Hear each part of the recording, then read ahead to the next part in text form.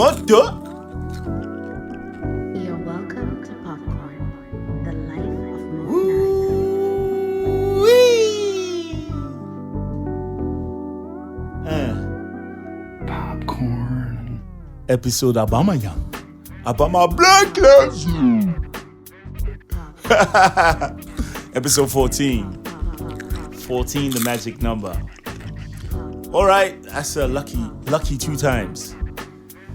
So I was talking about Emcee Africa. To cut the long story short, Teeto Simos represented Nigeria for the Sprite Emcee battle. That was in 2008.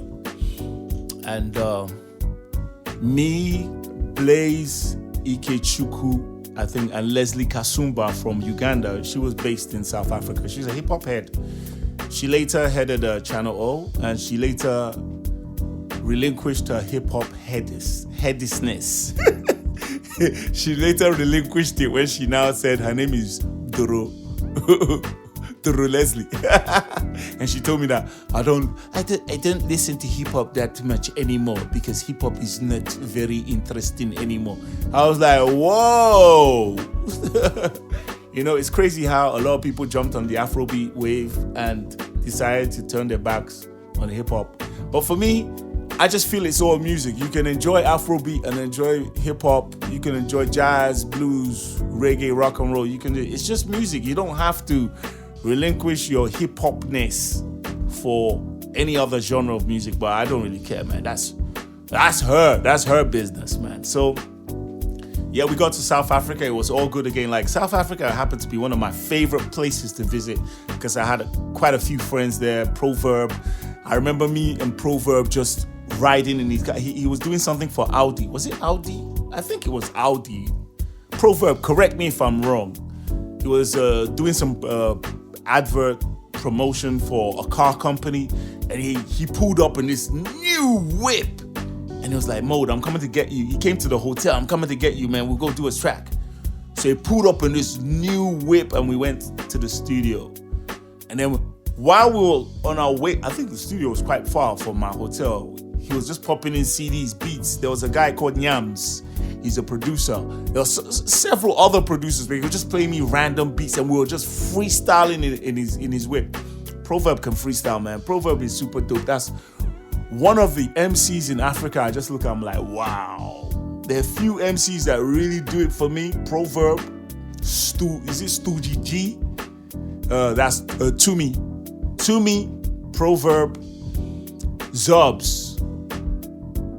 There's this other young guy, forgotten his name, a young South African rapper. He's dope. I heard some stuff that he did, man. He's super dope, man. And HHP, rest in peace, HHP. HHP was a phenomenal rapper and performer, man. Like, you can't just talk about African hip hop without mentioning HHP. Reggie Rockstone, that's one of the grandfathers of hip hop, man. As respect to Reggie Rockstone, all the way from Ghana. But yeah, so me and him were just rolling to the studio, and I didn't really know what to expect, man, because everybody who knows me very well, I don't like to write rhymes in the studio. I hate that. I hate being under pressure writing rhymes. I like to just calm down and just write my rhymes. So I usually have a bunch of rhymes with me. And I just pick and choose and make it sweeter. That's what I do. But studio rhymes, it's not as if I can't do it. I've done it several times, but I just feel, hey, why rush yourself when you can actually sit down and deliberately write? Because I'm a writer. But I didn't care, man. I just wanted to do something with my main man, Proverb. So we got there, and the engineer was already there, you know, souping it up. And Proverb just put one of the beats, the wave. I think it was on Cubase. I saw Proverb work the Cubase even better than his engineer. I was like, whoa, you've been recording yourself, right? Bad boy. And he was like, yeah, I record myself every now and then. So we started writing, and he asked me, have you finished? I was like, no. Well, Proverb had already finished, like he finished his and everything. Like, I could swear he already had that in his head, but yeah, he finished it and he voiced it. And then I voiced after, and then we thought of the chorus together. We did the chorus. It was Promode. I was pretty proud of what we did, man. What we did was next year you probably find out I'll be writing for Dre. That's when I dropped that bar. So we did it, and then everybody was like, wow, that's hard. And when it came out, it got me a lot of love in South Africa. A lot of people reached out to me, a lot of South African people followed me on Facebook and stuff. I was always going back and forth, doing little things in SA, man. So yeah, I met Wordsworth as a judge for Sprite Emcee Africa. I remember when we had a show, it was just me, Wordsworth, and Tumi. Me, Wordsworth, and Teeto Simos that went to go and perform at that particular show. Just 3 of us. So the taxi driver came to my hotel room to pick me up first because we're in different hotels. I think another taxi driver took Tito's there. I think another driver took Tito. Maybe Tito rode with us. So I was at the back, and the taxi driver, South African taxi driver, just brought out Pentium iX. And he said, bruh, this is fire, ne? This is fire, ne? This is very good. You African? You from Africa? West Africa? Nigeria? Oh my God, this is fire, ne?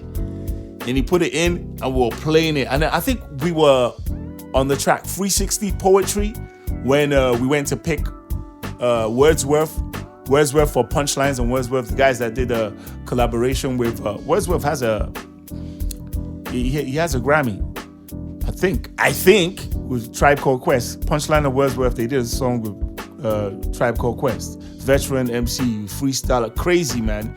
He even battled Proverb just to show the MCs what a real battle was like, and it was crazy, man. Both of them came with it.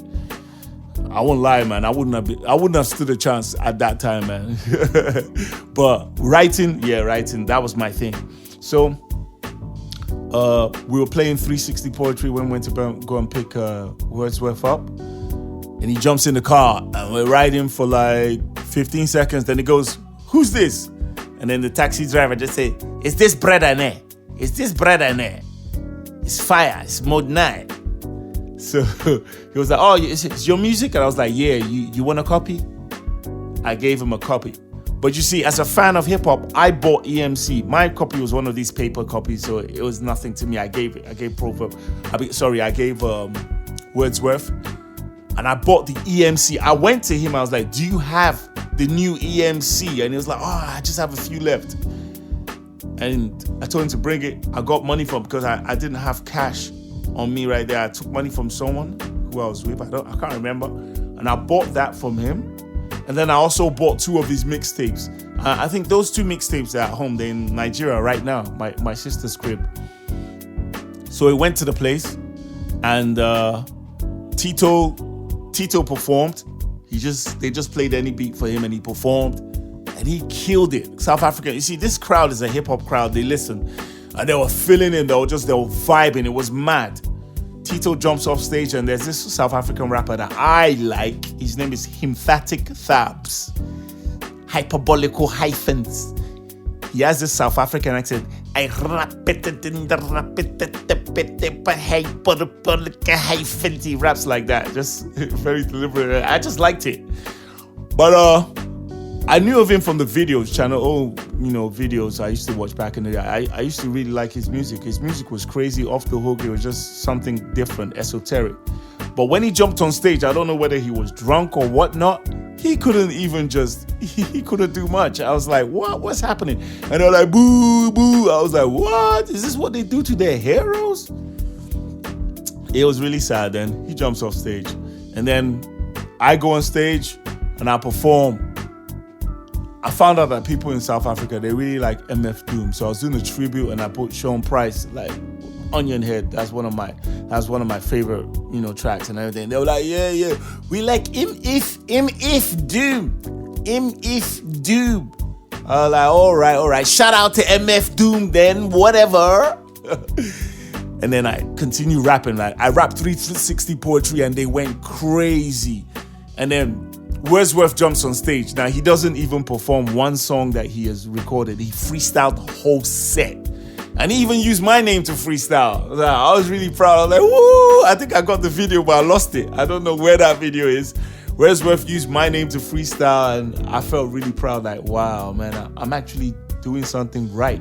Just like when Guru came to Nigeria, and Guru was doing an interview after the whole show, and he said, yeah, I'm really feeling that cat Modenine. He came to me and he said, listen, you know, I'm not into signing rappers, because in Brooklyn there's a lot, like the bridge, there's a rappers lining up, rappers who can rap backwards. I was like, listen, Guru, I'm not looking for a record deal. I'm already signed to a label called Payback Time Records, and they're taking care of me. I just, you know, I'm just happy to be near someone like you rapping, and you giving me props, a legend like you. So it's just me being in the moment. I was just basically doing this for glory and not really for fame. I just wanted to be known as somebody who could spit, you know. I wasn't ever envisioning myself with $1 million like Jay-Z in that tin tin tin big pen. If you ask me back then, I hated that song. But I was a fan of Jay-Z, man. Don't get it twisted. I love Jay-Z's music. But to every hip-hop head, nearly every single hip-hop head from our era always preferred Nas. Nearly, I didn't say all, nearly. It's just like nearly every single hip-hop head preferred Biggie. From our era, nearly, I didn't say all, Biggie to Tupac. You know, even though I really love Tupac, but there was something about Biggie. Biggie brought it. You can disagree with me if you want. Everybody has their own opinions. Opinions are like, everybody has ones. So basically, South Africa again was a good experience. I really looked forward to going to South Africa. When I got back to Nigeria, I said, okay, it's time for me to start working on my album proper. A guy I met at the battle, Kenyan guy called Big Mike. I met some talented MCs. Big Mike, Rage from Tanzania, man. He gave me his story, man. You know, he said he met MI when MI came to Tanzania. Very nice guy. I don't know where he is now, but Big Mike gave me beats, man. Big Mike could really make, his beats were really dope. And I used one of his beats, that hip hop. It was produced by Big Mike. And finished off the album Paradigm Shift. And believe it or not, I got the most upfront for that. I got a good upfront payment for Paradigm Shift. A good upfront payment. It was nice. Then I performed. I did a Star Mega Jam. I did that. You know, so money wasn't too rough then. You know, we're doing our thing. Did the Glo tour later. This was after the Glo tour. The Glo tour. No. This was before the Glo tour, because the Glo tour came much later. I even performed at a Glo Show. You know the funny thing about these Glo shows, everybody respects the chairman. The chairman, Adenuga, wasn't there, but he had this video thing where he was watching the show. And you know, I did the advert. This is my world, I rule. So I was invited. I think they paid me $150K just to do the one verse for the advert. And I was like, how many seconds? So when I said, hey, Modenine. Look. When I was on stage rapping, right, I said, everybody, let's do the chorus. This is my word. Every single person was like, I rule. Hey, they not talk I rule now. When chairman, they watch all of now. Chairman, they CCTV, everybody from every angle. Anybody will not talk I rule. That's your job. Out the window. It was fun back then, man. Just performing and getting paid. But that Glo performance was really special because the advert was, I think it was about just a little over a minute. And that was one of my best performances in Lagos because, you know now, everybody had to participate because the chairman was CCTVing them. And he was watching every single person in the room. He could just zoom in on somebody when the person was just frowning because he hates hip hop, and that's his advert. Like, he paid for it, so I guess he wanted everybody to take part, like do the chorus with me, and it was fun, you know, having all these agbada wearing, suit wearing guys that on a good day won't even show Modenine love. They just had to do it. I think it was just, I felt powerful. Anyhow, before I go, I just have to say this. build your foundation on respect. That's what I did. Foundation of my existence as a hip-hop artist is built on respect, and it's solid. You just have to do that because, you know, these days I understand that it's one of these, it's a phase, you know, it's a thing to be disrespectful. You know, people go on, there's some people who live on social media, they go on social media and just attack people. We're living in an era where they cancel people. They say they're canceling you. No human being has the power to cancel another human being. Only God can cancel. You need to understand that. You say one thing that you just feel, you know, at that moment you feel you need to say it, and then people just say, oh, let's cancel him. Let's cancel, let's stop this and that. Listen, if it's about canceling, they've been blackballing me for years, but that won't stop me from saying what I feel is right. And I've seen a whole lot of people come and go from Sound City to Hip TV. There was a time Ife Omorogbe, that's Two Faces manager, there was a time Ife worked for Hip TV. Yep. There was a time where there's this guy, he used to work for Hip TV too. Then he branched out and started doing his own magazine, Music Jams. Ore, shout out to Ore. Ore was a good dude, man. I hung around Ore a lot. He was a good dude, man. He was a guy with a vision. And I wish him nothing but the best. I don't know where he is right now, but if you know where Ore is, please tag Ore and tag me. Now, before I go, I'd just like to say this. Popcorn is uploaded directly to my IGTV, and it's also on YouTube, and it's also on an app called Anchor for podcasts. Now, it's on Anchor, it's on YouTube, it's on IGTV. Please and please, I don't want to hear people say, oh, where can I find it? Oh, like someone told me, oh, last week you did not. It's on my IGTV, my friend. Go and look for it. I'm not going to spoon feed you. So I'll see you guys next week. Got more stories. Popcorn.